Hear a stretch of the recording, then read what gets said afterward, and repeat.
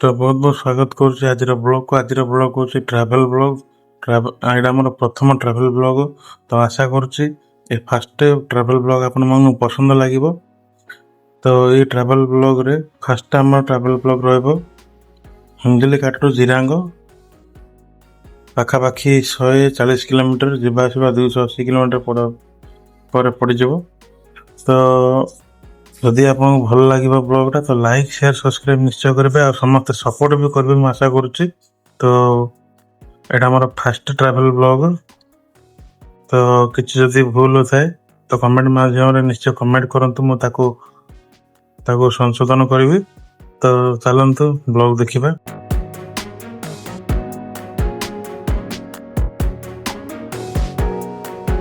तो जो मैंने कुकुड़ाखंडी कि हिंजिलिकाट पटे आसुँच लाइन जो देखा कुकुड़ाखंडी लाइन पटे रास्ता सर्टकट रोडटा एटा।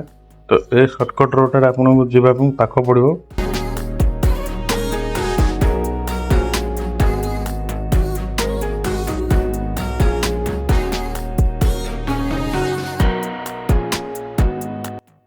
यहाँ डायरेक्ट आमर माँ कालुआ मंदिर छक को बाहर दिगपंड जा लाइन को।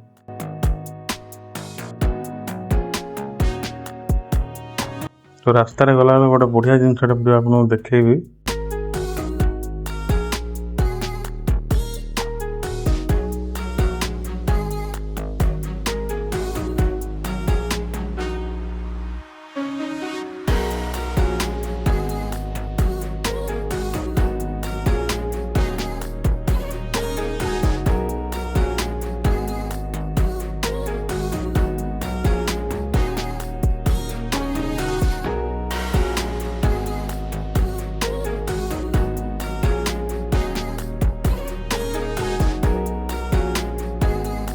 तो यहाँ देखी पारे यहाँ मार्बल फैक्ट्री यहाँ पहाड़ पत्थर कटा है मार्बल बना फैक्ट्री।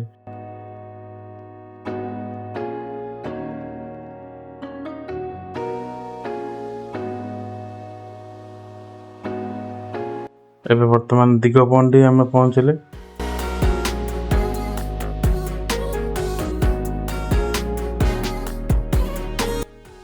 दिगपंडी छक एटा।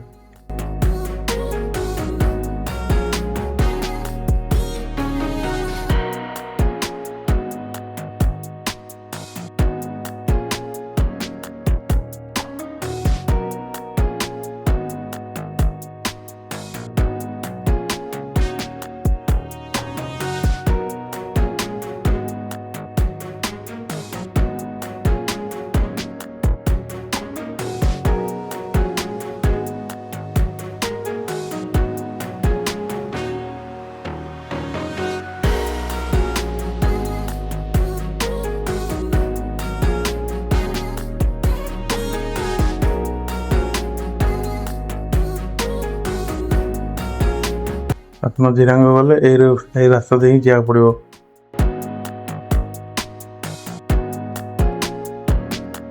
तो दिगपंडी सरला।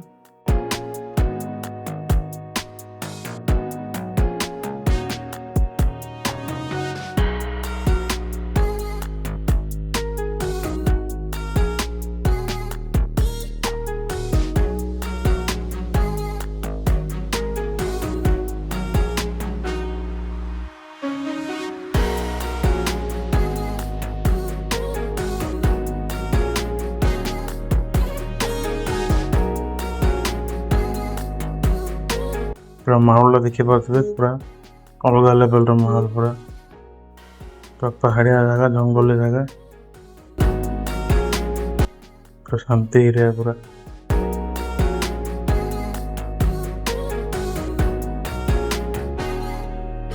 ये रास्ता आपको दिन बेले भल लगे आ राति बेले बहुत डेंजर रास्ता। जो मैंने कार ट्रैवल कर तो ठीक अच्छे जो मैंने बाइक ट्रैवल कर तो नाइट रे केवे जीवा आसा करें बहुत असुविधा रास्ता रे।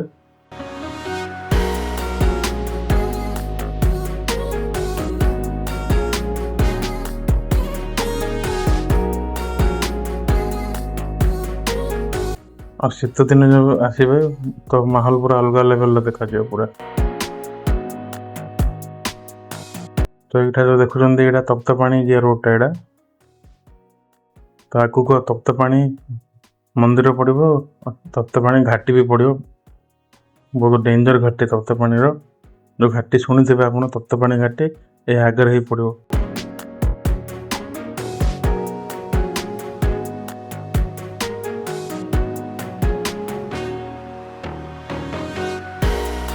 এই ଘାଟି ଷ୍ଟାର୍ଟ ହେଲା ବର୍ତ୍ତମାନ ତପ୍ତପାଣି ଘାଟି।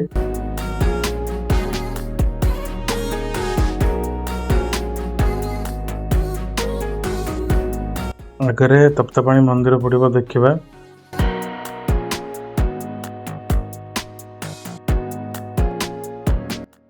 ଘାଟିଟା ବହୁତ ହାଇଟ୍ ଅଛି, ସେଥିପାଇଁ ଆସିଲା ବେଳେ ଅସୁବିଧା ହେବ। ଏଇ ଦେଖିପାରୁଥିବେ ଏଇଟା ତପ୍ତପାଣି ମନ୍ଦିର, ଏଇଟା ସାଇଡ଼ରେ ପଡ଼ୁଛି। ତ ଏଇ ତପ୍ତପାଣି ରୋଡ଼ ଦେଇକି ଆପଣ ଜିରାଙ୍ଗ ଯିବାକୁ ପଡ଼ିବ। ଯୋଉପଟେ ବି ଆସିଲେ ବି ଏଇ ରାସ୍ତା ଦେଇ ଯିବାକୁ ପଡ଼ିବ। ଏଇଟା ତପ୍ତପାଣି ଅଲରେଡ଼ି କାମ ଚାଲିଛି, ଆହୁରି କ'ଣ କ'ଣ ସବୁ କାମ ଚାଲିଛି।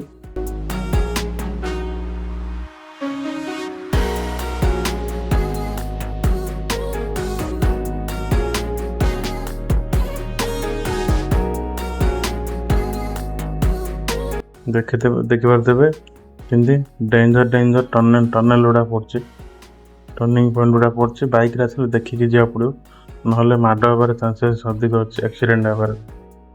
ତପ୍ତପାଣି ଘାଟି ପୁରା ଡେଞ୍ଜର ଘାଟି। ଏଠି ବାଇକ୍ ଟ୍ରାଭେଲ୍ ଯେଉଁମାନେ କରୁଛନ୍ତି, ତ ବାଇକ୍ ଟ୍ରାଭେଲ୍ କଲାବେଳେ ଦେଖିକି ଯିବାକୁ ପଡ଼ିବ, ନହେଲେ ଆକ୍ସିଡେଣ୍ଟ ହେବାର ବହୁତ ସମ୍ଭାବନା ଅଛି।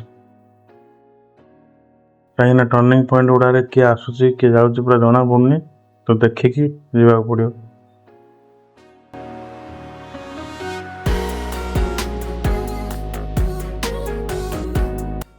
ତ ଇଏ ଆସିଗଲା ଚନ୍ଦ୍ରଗିରି ଗାଁ, ଗଜପତି ଡିଷ୍ଟ୍ରିକ୍ଟର ଚନ୍ଦ୍ରଗିରି ଗାଁ। ଏଠି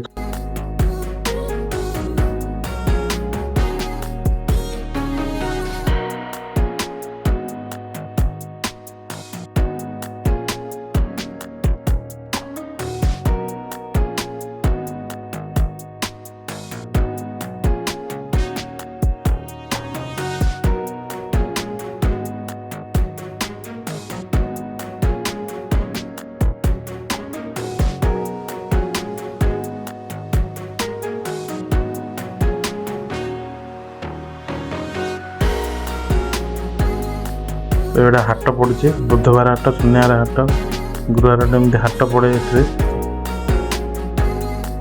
ଦେଖିପାରୁଥିବେ ପୁରା ହାଟ ପଡ଼ୁଛି। ଏଥିରେ ପୁରା ଶସ୍ତା ରେଟ୍ରେ ସବୁ ସାମାନ ମିଳେ ଏଠି। ତ ପାଖାପାଖି ଆମ ଜିରାଙ୍ଗ ପଳେଇ ଆସିଲେଣି, ଆଉ କିଛିଟା ରାସ୍ତା ଅଛି।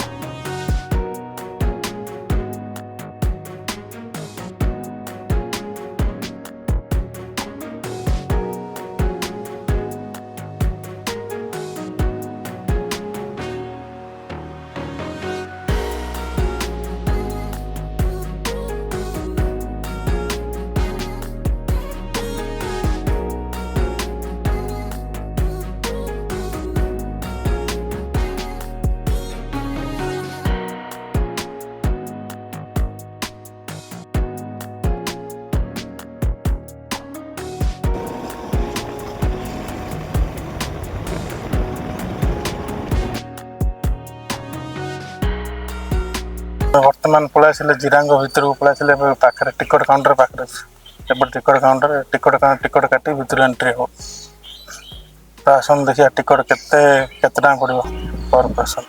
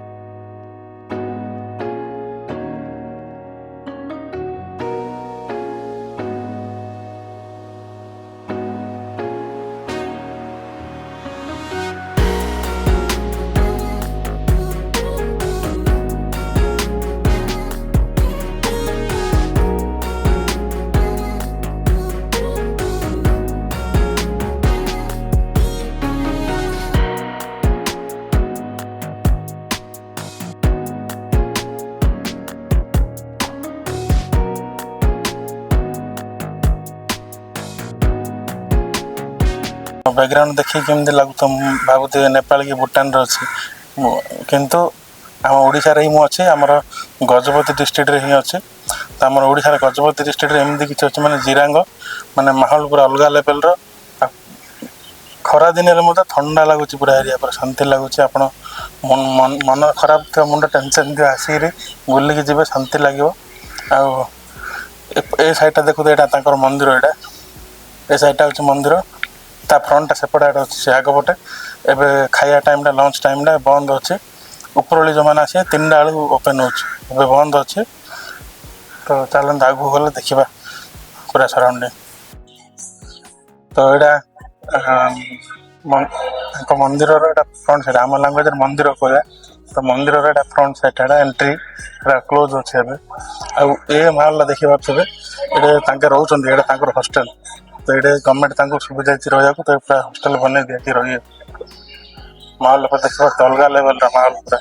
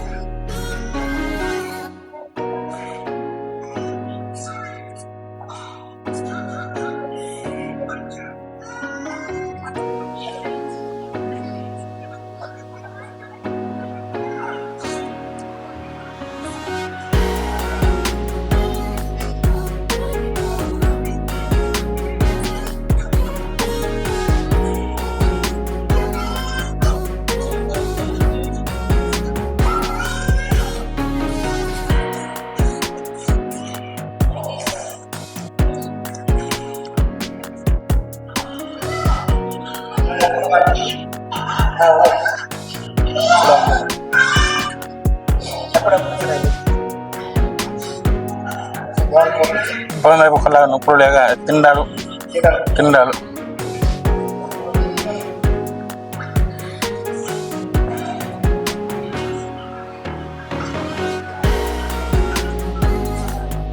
ପଳେଇଲେ।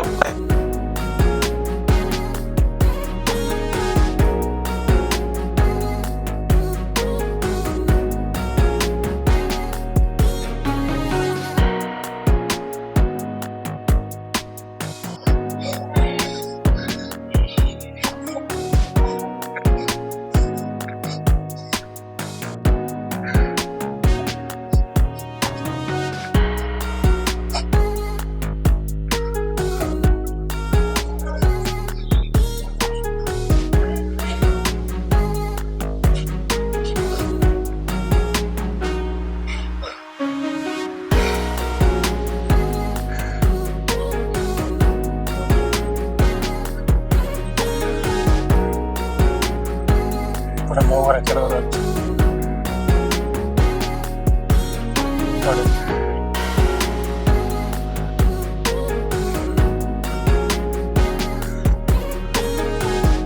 ଏପଟ ସାଇଡରେ ମୋଗରା ଗଦା ହେଇଛି ଏପଟେ ବଡ଼ ବଡ଼ ମୋଗରା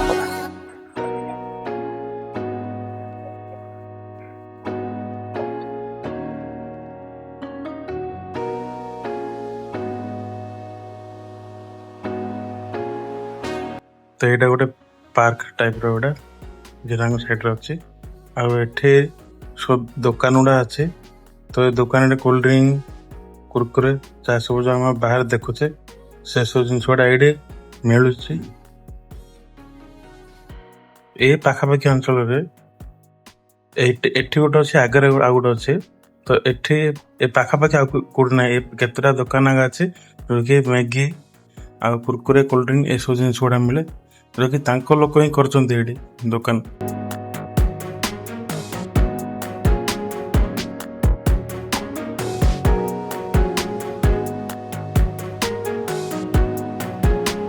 ଏପଟ ସାଇଡ୍ରେ ଖାସ କରି ପଣସ ସପୁରୀ ମକା ଏସବୁ ଜିନିଷ ଗୁଡ଼ା ବହୁତ ଶସ୍ତାରେ ମିଳେ ଏଠି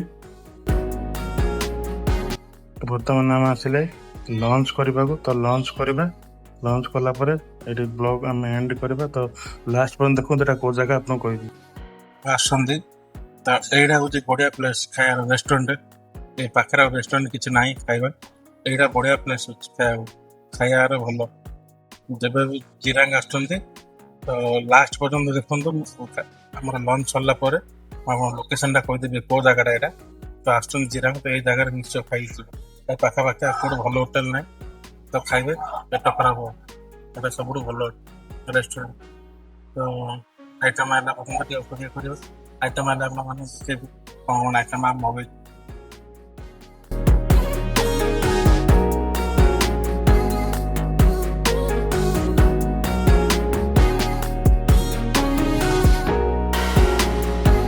ଲୋକେସନଟା ହେଉଛି ଚନ୍ଦ୍ରଗିରି ତ ତପ୍ତପାଣି ପରେ କେତେଟା ଗାଁ ପଡ଼ିବ 2-3ଟା ଗାଁ ପଡ଼ିବ ତାପରେ ଚନ୍ଦ୍ରଗିରି ଆସିବ ତ ଚନ୍ଦ୍ରଗିରି ରୋଡ଼ରେ ଗଲାବେଳକୁ ପଡ଼ିବ ଏ ରେଷ୍ଟୁରାଣ୍ଟ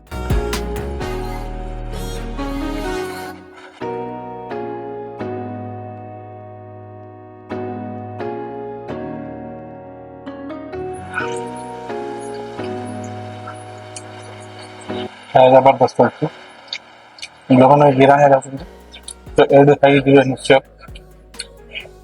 କାହିଁକି ନା ପାଖାପାଖି ଆଉ ରେଷ୍ଟୁରାଣ୍ଟ ନାହିଁ ତ ଏଇଟା ବଢ଼ିଆ ରେଷ୍ଟୁରାଣ୍ଟ ମୁଁ ଏଠି ପ୍ରମୋସନ୍ କରିନି ଯେହେତୁ ପାଖାପାଖି ଅଛି ଏ ଟାଇପ୍ର ଟେଷ୍ଟ କ୍ୱାଲିଟି ଆସିବନି ତ ପୁଣି ଦେଖା ହେବ ନେକ୍ସଟ ବ୍ଲଗ୍ରେ ଭଲ ଲାଗେ ଯଦି ବ୍ଲଗ୍ ଲାଇକ୍ ସବସ୍କ୍ରାଇବ୍ ନିଶ୍ଚୟ କରିବେ ତ ଭିଡ଼ିଓ ଏଣ୍ଡ କରିବା ପୂର୍ବରୁ ମୁଁ ଆଉ କିଛିଟା ଜିନିଷ ଦେଖାଇ ଦେଉଛି ତ ଇଏର ଯେଉଁ ଚଣା ଜାତୀୟ ଜିନିଷ ହଳଦୀ ଗୁଣ୍ଡ ମରିଚ ଗୁଣ୍ଡ ମସଲା ଗୁଣ୍ଡ ଯାହା ବି ଆପଣ ଏଠି ଦେଖୁଛନ୍ତି ଏସବୁ ଜିନିଷ ଏଠି ଶସ୍ତାରେ ମିଳେ ଯଦି ଆପଣଙ୍କ ଏରିଆଠୁ ଯଦି ଏଇଠି ଯଦି ସାମାନ ଯଦି ଆପଣ ଶସ୍ତା ଲାଗିଲା ତ ଆପଣ କିଣିପାରିବେ ତ ଇଏ ରହିଲା ଆଜିର ଭିଡ଼ିଓ ପୁଣି ଦେଖା ହେବ ଆଉ ଗୋଟେ ନେକ୍ସଟ ବ୍ଲଗ୍ରେ ସେ ପର୍ଯ୍ୟନ୍ତ ଧନ୍ୟବାଦ।